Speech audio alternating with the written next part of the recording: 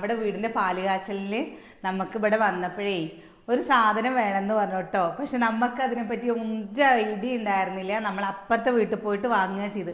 അതെന്താന്ന് കാണണ്ടേ? ഇതാ കണ്ടോ, കണ്ടോ ഇതാ കൊടമണി, ഇതാ കിണ്ടി,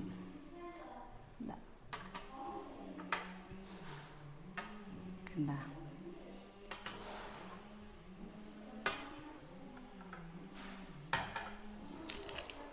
പിന്നെ ഒരു തളിക കുങ്കുമം, കൺമഷി, കോടിമുണ്ട് കേട്ടോ.